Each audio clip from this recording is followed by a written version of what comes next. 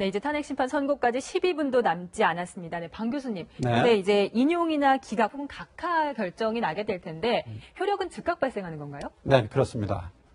만일에 헌법재판소가 네. 오늘 이 탄핵 심판을 인용을 하게 되면 그 선고 즉시 대통령은 대통령직에서 파면을 당하게 되는 네. 효과를 발생하는 혹은 것입니다. 대통령직에 즉각 복귀를 할 수 네, 있게 만일에 되는 기각이 건가요? 되면 이제 또 즉각 복귀를 하는 것이 되겠죠. 그래서 대통령의 권한 정지된 것이 이제 해제된다, 이제 이렇게 볼 수가 있을 것입니다. 뭐 재심 절차가 있긴 있다면서요. 네, 그런데 재심이 있어도 마찬가지입니까? 예, 재심이 있어도 그것은 뭐 일단은 결정의 효력을 발생했다가 예. 뭐 나중에 이걸 수 있다는 것이지 뭐 그 사이에 무슨 효력을 정지할 수 있는 그런 수단은 없습니다. 그리고 네. 그 헌법재판소 법에 의하면 이제 형사 판결이 그 탄핵 소추의 경우에는 형사소송법이 준용이 되게 돼 있거든요. 예. 네. 형사소송에도 마찬가지로 그 형의 선고를 하는 즉시 뭐 효력이 발생합니다. 뭐 피고인을 징역 1년에 처한다 그러면 바로 이제 그 효력이 발생을 해서 예. 뭐 법정 구속이 되는 그런 사례가 있는 것처럼 그런 면에서도 바로 이제 효력을 발생을 하는 것이고요. 뭐 다만 그 결정문 정본에 대해서는 뭐 송달은 할 수 있겠죠. 예, 그렇겠죠. 그렇다고 해서 뭐 효력 시점에 그 차이가 생기는 것은 아닙니다. 알겠습니다. 네. 그런데 이 박근혜 대통령 측 대리인단은 만약에 탄핵이 인용이 될 경우 받아들일 수 없다 이런 입장을 밝히기도 했습니다. 그런데 과거에 박근혜 대통령 헌재의 결정에 대해서 이렇게 얘기했습니다. 들어보고 오시겠습니다. 헌재의 결정을 존중하지 않는 것은 곧 헌법을 존중하지 않는 것으로 이것은 헌법에 대한 도전이자 체제에 대한 부정입니다. 잘못은 누구나 할 수 있습니다. 그러나 잘못을 확인했을 때는 고칠 줄 알아야 합니다.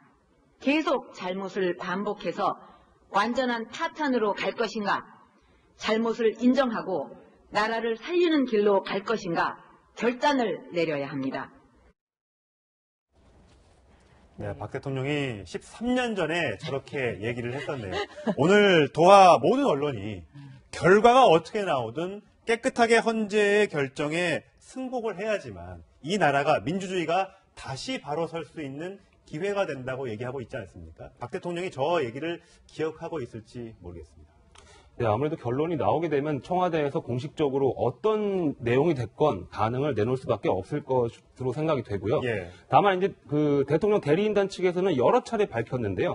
그 자신들이 받아들일 수 없는 결론이 내려지면 재심을 청구하겠다 했기 때문에 법률적인 부분에 대해서는 헌재에서 계속 진행이 될 것 같고요. 예. 다만 재심이라는 게 앞서 이제 말씀도 있었지만은 그 다시 재판을 받아야 할 만한 어떤 중대한 사정의 변화가 생겨야 하는 것이거든요.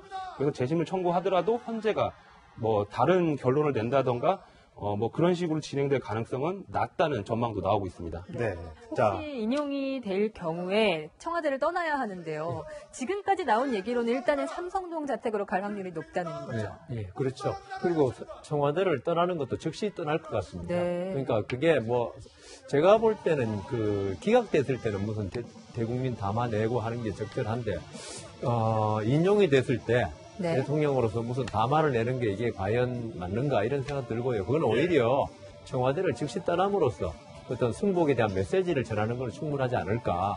인용됐는데도 무슨 국민들에게 이때까지 수차례 담화를 통해서 항상 국민들의 비난을 받아왔는데 또다시 무슨 여론을 그러니까 우리 좀 뭐 승복한다는 말을 한다 해도 그렇고요. 예. 안 한다면 더욱이 말도 안 되는 거니까 네. 떠나면 되고 그다음 지금 그 뭐 여러 설이 있어 절에 간다, 종교 시설에 간다 이런 이야기 했었는데 예. 네. 지금 그게 시간이 대통령이 준비를 안 한 것 같아요. 네. 그래서 삼성도 자택으로 일단 떠나고 경호 문제 때문에 그러는데 뭐 일단 삼성 자택에 가서 그다음 거기서 다시 이제 제2의 거처를 아마 고민하시지 않을까 그런 예. 생각합니다. 박 대통령이 2007년에 네. 한나라당 대선 경선에서 이명박 당시 후보에게 지면서 했던 대선 패배 연설이 있었어요. 그때 경선 과정에서 있었던 모든 일을 잊읍시다. 하루아침에 못 잊겠다면 며칠이 걸려서라도 잊읍시다. 이렇게 담담하게 패배를 인정하고 네. 승복했기 때문에 네. 박 대통령이 5년 뒤에 다시 당선될 수 있었던 기반이 됐었거든요. 저도 네. 그때 그 연설을 굉장히 감명 깊게 예. 들었던 기억을 가지고 있습니다. 그리고 그 다른 나라 예를 보면 이건 좀 다른 얘기지만 그 작년에 그 영국에서 브렉시트 찬반을 가지고 예. 영국에 두동강의가 났습니다. 그렇죠. 네. 근소한 차이로 이제 브렉시트 찬성 된 다음에 캐머런 총리는 오히려 이제 반대를 해야 된다. 브렉시트에 남아야 된 근데 남아야 된다는 이후에 남아야 된다. 이제 잔류파로 굉장히 그 주장을 강하게 펴다가 결국은 그 결과가 나온 다음에는 결과에 승복을 했거든요. 예. 본인이 거기에 대한 책임을 지고 떠났고요. 네. 그리고 그 이후 어떻게 됐느냐?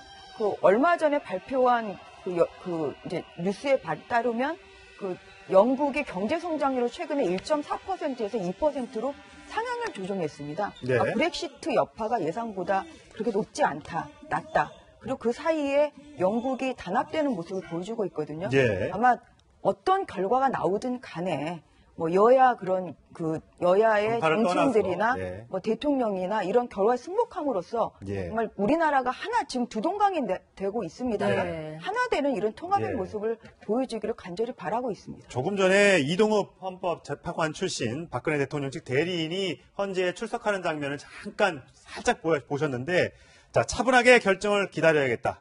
오늘 어떤 결과가 나오든지 승복하겠다라고 얘기를 하고 들어갔다고 합니다. 자, 이제 탄핵 심판, 탄핵 선고가 있기까지 약 6분여의 시간밖에 남지 않았습니다.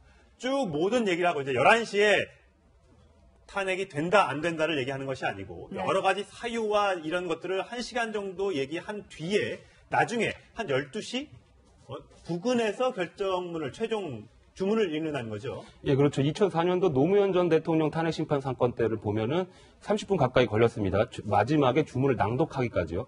그다음에 2014년도 정당해산 심판 사건을 보면 35분, 6분 정도 걸렸던 걸로 기억을 하고요. 예. 네. 그런데 이번 그 탄핵 심판 사건의 경우에는 아까 소개해드렸지만은 쟁점이 더 많습니다. 그렇기 때문에 처음에 그 각각의 쟁점들에 대한 판단 이유를 설명하고 그다음 재판관별 8명의 재판관별 그 인용이냐 기각이냐 각하냐 이거를 실명을 호명하면서 또 설명을 할 겁니다. 그리고 마지막에 주문을 낭독을 하게 될 텐데요. 예. 뭐 예측입니다만은 1시간 가까이 걸리지 않을까 그렇게 지금 예상을 하고 있습니다. 네. 지금 이 헌법재판소 앞에서는 탄핵에 찬성하는 측과 반대하는 측의 집회가 계속 열리고 있습니다. 그런데 이 박사모 측 대변인이 만약에 탄핵이 인용이 될 경우에는 개별 행동만 남는다 이런 말을 남기기도 했고요. 일단은 탄핵 찬성 측도 결과를 기다려본다는 입장이에요. 그러면은 사실 좀 걱정이 되는 게 오늘 밤에 혹시 충돌이 있지는 않을까 이런 걱정이 되긴 하거든요. 가장 지금 이제 네. 오늘 선거가 오늘 있으니까 선거는 선거고 걱정은 이제 앞으로가 더 걱정일 것 같습니다. 네. 예. 다 대선까지 맞물려 가지고 이 정치인들이 일부 정치인들이 이런 여론을 갖다 자기 측에 유리하게 이용하지 않을까. 그걸로 그치면 민주주의에서 자기 의사 표시가 누구든지 할 수 있는 건데, 네. 그게 물리적 충돌이라든가 아주 좀 험한 사태로 가면 참 우리가 이때까지 탄핵 촛불 집회 17회를 거치면서 참 평화적으로 했다고 외국에서도 참 우리나라에 대한 다시 보게 되는 계기가 됐는데, 네. 그게 이번에 끝나고 나서 이게 반대로 되면 이때까지 받았던 찬사가 오히려 비난으로 돌변하지 않을까 싶고요. 저는 아까 우리 그 전주혜 부장님도 말씀하셨지만은 우리 대통령이 있죠. 저번 옛날에 무슨 탄핵이라든가 많이 승복 발언했지만은 네. 이때까지 하야도 안 하셨고, 그다음 여러 가지 그 인터뷰를 통해서 이번 탄핵에 대해서 비판도 많이 하셨지만은 네. 우리 박근혜 대통령이 정말 우리 죽어서 산다는 이야기도 하지 않습니까? 네. 정말 큰 정치인이셨다면, 국가와 국민을 위한 정치인이었다면은 이 탄핵 인용 결과가 나오자마자 이 자기 지지자들, 박사모라든가 그다음 태극기 집회에 참석했던 이런 분들을 향해서 우리 승복하자, 깨끗이 승복하자. 이렇게 네. 뭐 탄핵 그동안의 그 과정은 전부 다 덮어두고 그렇게 함으로써 이 지지자들이 어떤 뭐 돌발적인 행동을 나온다거나 그런 걸 막아야 되지. 진짜 훌륭한 정치 생활도 반대도 마찬가지입니다. 네. 야당 정치인들도 어떤 뭐 정권이라든가 이걸 위해서 있죠. 선동을 더 한다거나 지금까지 조금 그런 면이 있었지 않습니까? 이런 거는 진짜 자제해주고 지지자들한테 우리가 받아들이기 마음속으로 가기 힘들지만 승복하자, 민주주의 제도하에서 이렇게 할 때 그 정치인은 한 번도 아까 박근혜 대통령이 5년 전에 승복함으로써 대통령까지 됐다 했는데 네. 이번에 이 탄핵을 갖다 바라는 정치인들도 그렇게 함으로써 오히려 나라가 두 동강으로 분열된 걸 바라지 않는 진짜와 국가와 민족을 위한 정치라는 말을 들을 수 있도록 예. 승복을 갖다가 그분들이 호소한다고 봅니다. 그렇습니다. 네, 지금 보고 계신 화면 지금 현재 이 시각 헌법재판소 대심판정 내부입니다. 2분 조금 넘게 남은 시간 후에 이제 이정미 재판관이 나와서 이 결정문을 읽게 될 것 같은데요. 네, 국회 측에서는 현재 18명이 출석했다고 하고요. 대통령 측 대리인단은 8명이 출석을 했다고 합니다. 그런데 대통령 측 대리인 이중한 이 변호인이 선고 결과에 대해서 더 다툴 방법이 없다 이런 얘기를 했다고 하거든요. 그리고 탄핵 소추 사유를 인정할 근거가 없다. 그러니까 약간 끝까지 이렇게 조금 더 의견을 주장하고 계신 것 같아요. 네, 지금 화면을 보면 이동욱 대리인단, 네. 그러니까 대통령 측 대리인단은 좀 웃는 표정이 좀 보이고 있고, 네. 그나마 국회 측 탄핵소추 위원들은 좀 무거운 분위기 속에서 이정미 재판관 권한대행의 출석을 기다리고 있는 장면이 보입니다. 뭐 분위기상으로 봤을 때 조금 상반되는 모습이 네. 보이는데 저걸 어떻게 해석하냐는 뭐 잘 모르겠습니다만 2분 정도밖에 남지 않았습니다. 이미 방청석은 기자들과 방청객들로 꽉 들어차 있고 네.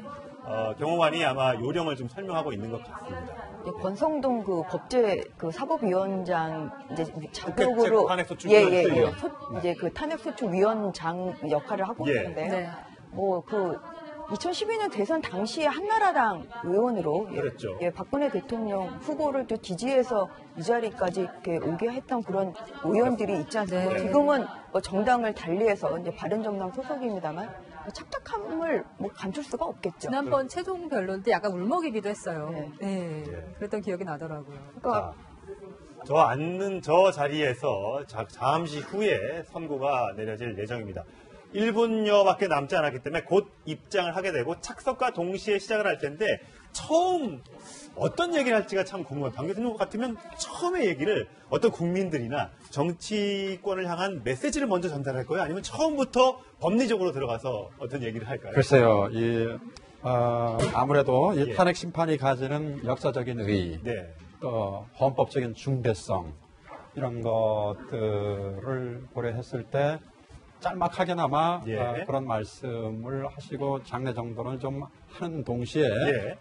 이제 뭐 아까 뭐 저희가 많이 말씀 나눴듯이 결론부터 말씀하시지는 않을 것 같고 예. 네. 차분히 각 쟁점별로 이유에 대해서 그 탄핵 네. 사유가 있는지 없는지에 관해서 천천히 아마 낭독을 하시지 않을까 그런 생각이 듭니다.